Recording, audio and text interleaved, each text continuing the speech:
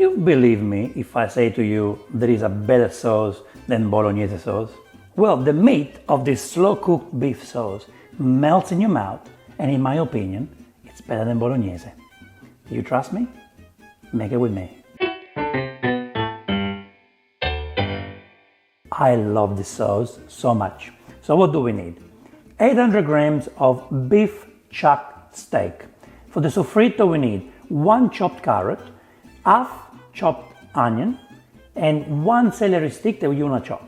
At the same time, from the celery stick, keep the leaf. We're going to chop them up like parsley. It's going to add flavors. Get some rosemary, as much as you like, some bay leaves, and some basil, which we're going to add at the end. We need 1 bottle of passata sauce, which is tomato puree, about half a liter of vegetable stock. I've got 1 liter here just to be safe, but half a liter is more than enough. A standard glass of red wine, about 3 tablespoons of flour, plain flour, do the job, extra virgin olive oil, salt and pepper. The pasta I chose for this sauce is fettuce. It's a beautiful pasta from Pastificio Liguori. What I like about this pasta is the Pastificio Liguori dries the pasta very slowly, so it will absorb the sauce beautifully. The sauce will kind of beautifully make love with the pasta. First thing you want to do is to cut this beautiful meat. Look how nice it is. Now we cut the meat. So the way I like to cut this meat is, I'll show you, it's basically cut it like that. And then we want to make little cubes, like this. Of course the meat will shrink a little bit, but what I want to do is when I actually eat the pasta with the sauce, I want this piece of meat to go on my fettuce pasta. Get a nice casserole, this is a nice Dutch oven, a casserole dish, pot, and because we are going to cook this for about 4 hours, okay? So you need something cooked slowly. We need to cook the sofrito now, so we put extra virgin olive oil. Be generous. I've got about 4 or 5 tablespoons. And here we have the sofrito. The reason why we want to chop it up is because it will give a nice texture to the sauce, okay? We're cooking on a medium heat, so what I'm going to do now, I'll put a splash of water, just a little splash, to avoid our beautiful ingredients to burn. I don't want to burn them. The sofrito will take about 10 minutes, okay? Keep an eye on it. And if you can see that they're kind of burning, you keep adding a splash of water. Now cover it and see you in 10 minutes. Guys, it's been about 5 minutes, okay? And look at this. Beautiful. Oh, sorry. Oh, those beautiful flavors. Yum. Flavors of sofrito. I love it. At this point, what I like to do is to get the beautiful rosemary. I've got rosemary from my garden. And what I like to do is just put it in there. Just put rosemary from it now. I want to cook the rosemary with the sofrito, at least somewhere. Now we stir, and the rosemary already released beautiful flavors into this kitchen. How do we know when this is done? When it kind of caramelizes, is that the word? Like we want the vegetables to be softer, kind of mushy. They have to be nice and tender. Okay, let's do this step together slowly. Let's put the meat in the casserole. We do. And we're still on a medium heat. What we're going to do, we're going to brown each side. We slightly want to cook it, okay? It's important that we mix these beautiful flavors. What we're going to do now is we're going to put the flour, spread it everywhere, mix it, and the flour will help us to get a beautiful cream. I'm about to show you what I'm talking about. And when you can see it, the meat is suffering. It says, oh, we're thirsty. Give us something to drink. We're going to add the wine, the red wine. You don't put the red wine in the sauce. You put the red wine now. Now you will see the cream I'm talking about. The flour will release. Can you see that little cream in there? Can you see that? See, that's what I'm talking about, guys. This beautiful cream made out of wine and flour. So beautiful. So the wine already evaporated, which is fantastic. Now, let's keep this wet, okay? We don't want to keep this dry. Let's put a little bit of stock. Just a little bit of stock to keep this wet, not too much. Can you see the meat is thirsty? It's actually drinking the stock. A little bit more stock. You can actually put water if you don't want to use stock. See now that we have this beautiful creamy, how can I call it? This like a creamy meat. I'm gonna put the passata in. 1 bottle of passata. Goes all the way in. Now let's leave the sauce in here for about 2 minutes, and we want to stir, okay? Just be there for these guys. See, it's nice and thick. The sauce is thick. The sauce is starting to get thirsty, which is when we're going to add the stock. That's why I said get 1 liter of stock, because we don't know how much we're gonna need, okay? I think half a liter is fine. You can put everything now, put half a liter, and then we'll see. We have half a liter of stock in here. What I like to do now is to put the bay leaves. Just put the bay leaves inside. This is up to you guys. You can actually chop this up. Well, I'm gonna put this in so it's easy for me to take it out, okay? So I'm gonna put this from the celery stick. If you have it, use it. Gives extra flavors. And here we got the rosemary, okay? The beautiful rosemary. So we put everything in there. I'm gonna put salt. Try to put it on the sauce. Don't put too much because vegetable stock is salty. Pepper, as much as you like. And let this cook, guys. You don't have to do anything from now on. From now on, you can do whatever you like. Cover the casserole with the lid. If we want to cook this for about 4 hours, I'd say 4 hours, minimum. 5, 6 hours, even better. What you want to do is, every half an hour, go and check it. Stir it, and make sure it doesn't get dry. If it's dry, you add more stock. I believe this should be enough, but if you need more stock, it's up to you. So, I don't know, what do you want to do now? We're going to watch a movie? We can go and watch The Godfather, hey, it's a 3 hours movie. I'm gonna make your pasta.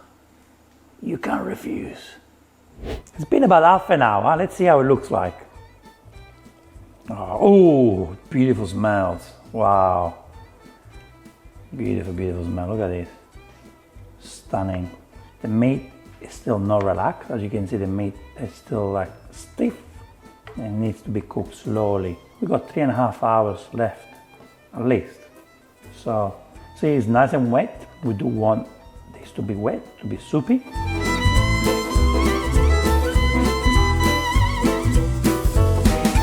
Guys, it's been about 3.5 hours, okay? The smell here is delicious, and the sauce, it's almost ready. Look how beautiful. Look how stunning this is.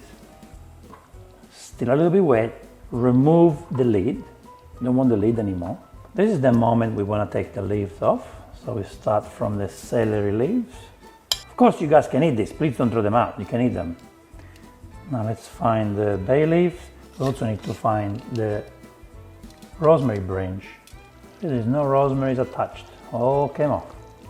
All right. See, because I kept the lid on, the moisture stayed in there. It kept it nice and wet. It didn't dry up. Very important to do so. But in the last half an hour, we do want the water to evaporate. You know, we want this to become a little bit more thick. Consistent. We've got some pulled beef there. Yeah, look at that. We've got some nice bigger pieces of beef still there. Yummy. Guys, it's been 4 hours and look what we got. I just love this beautiful, rich and thick sauce. What I like to do now, and this is just me, you don't have to do it, switch off the stove. What I like to do now, I like to put a basil. Just break the basil with my hand, and I like to add extra flavors, but right at the end. You do not want to cook the basil for too long, otherwise you kill the flavors. Now the basil is gonna make love with a beautiful sauce. And this is a very important step, okay? We want to leave the flavors in there. We cover it, so this stays nice and hot. A nice casserole like this will hold the heat, keep it nice and warm. In the meantime, we can boil our pasta. Please get a large pot of water. We need lots of water when you boil the pasta. Now, here I have some beautiful sea salt, also known as rock salt. Goes in there. Here we have the fettucce pasta from Liguori.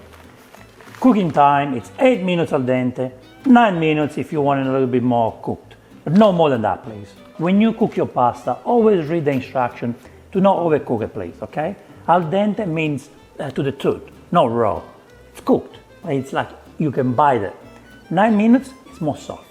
10 minutes, then it's starting to, you know, lose that beautiful experience. I'm only gonna cook pasta for about 2 of us, okay? Here we go. See you in 8 minutes. Give it a quick stir. Nice quick stir. Beautiful. While we boil the pasta, let's prepare the sauce. We're gonna use some sauce to cook now with our pasta. What's left, we can freeze it in different containers. You can do portions, or you can keep it in the fridge for a few days, for about 4 or 5 days. So the best part about this is that you can actually, next time you want something beautiful, you already have it. This will be great for a few meals, if it's just the 2 of you, or maybe 2 meals if it's for a family. Let's prepare the sauce for the pasta. So what we do, put a little bit of extra virgin olive oil, not much. Let's get some of the sauce out, okay? Look how pretty this is. I'm gonna put some here. A bit generous.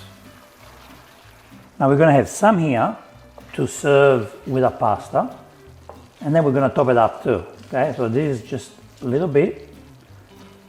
Just wanna keep it warm, and I think it's ready for that. I think the sauce is ready for the pasta, but can you see the beautiful consistency? Can you see how nice it is? This is gonna be beautiful. If you actually use short pasta like penne or rigatoni, it's also very good because you have the meat going inside the pasta. I think the pasta is ready. Oh, it looks beautiful and silky. Let's try. Always try your pasta, guys. Another minute, and it will be perfectly al dente. First thing to do, get some pasta water, just in case. I don't think we need it, just in case. I've got some on the side. Now let's collect our fettucce. Look how nice it is, nice and silky. Look at the beautiful. Look how much it grew. Look how much the pasta grew. It grew double in size. That's what happens when you have a very good pasta. All the proteins and fiber, all in here. Look how nice the sauce is. It's telling me, please, give me the pasta. Give me the pasta. And I'll give it to you guys. Here it is. A beautiful fettucce pasta. Actually gently mix it. You know when I said to you guys, just add a little bit of sauce and then we'll see if we need more? Well, I think we do need more. I think we do want to be generous with our sauce, right? Here we go. Put more on top. It's extremely important that you toast it. And it's even more important that you mix your pasta with the sauce. Do not put the pasta in the plate and put the sauce on top. No. You mix it first, put it in the plate, and then you add more sauce. Now I would say a little splash of pasta water is needed. It just helps to clean the pan to make sure none of the sauce gets stuck there. Can you see how easy it is to mix pasta with flavors?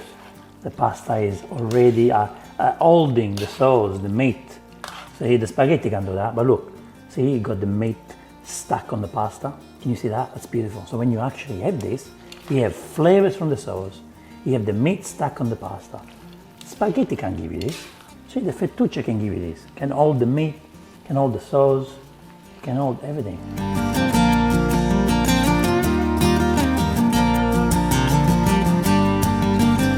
At the end, I have to say, the pasta water was needed. Hell yeah. Okay, now let's serve this beautiful, amazing dish. Let's create a nest. Stunning. Stunning, stunning, stunning. Beautiful pasta. Look how beautiful this pasta is. And guys, it is important now. We're gonna put the sauce right on top. Beautiful, yeah. Do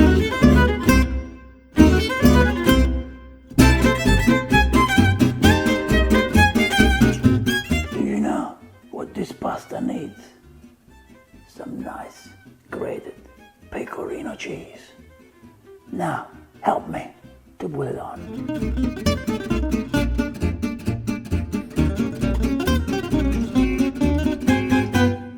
Oh, look at that.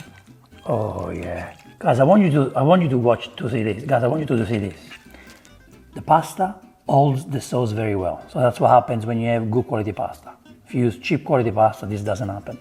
What I like about it is you get the meat. So the meat is there, okay? If you have spaghetti, this doesn't happen.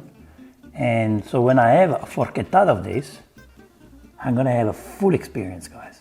The sofrito, the meat, everything. Everything is in there. Look, I've got a big chunk of meat there. I've got a beautiful sauce, everything is there. This is just full of flavors. Best time of the video.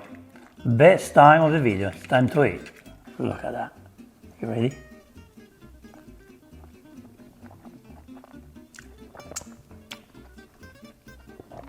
Wow.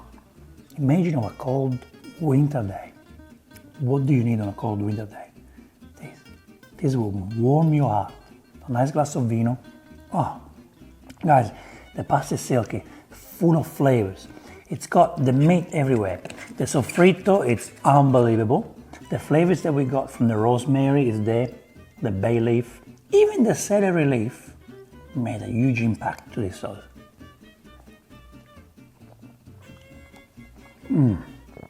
Beautiful.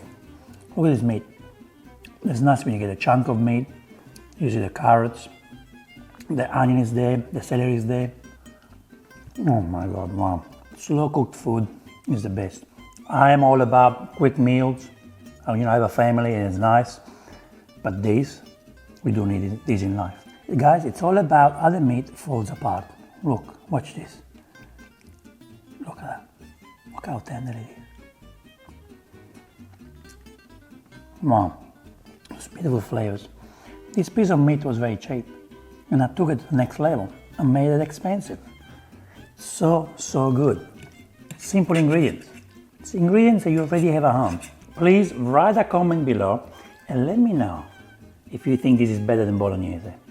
I love Bolognese. Bolognese is a great sauce, but this just melts in my mouth and in my heart. I just love this dish so much. Well, thank you so much for watching this episode. I will see you in the next Vincenzo's Plate video recipe. E ora si mangia. Vincenzo's Plate.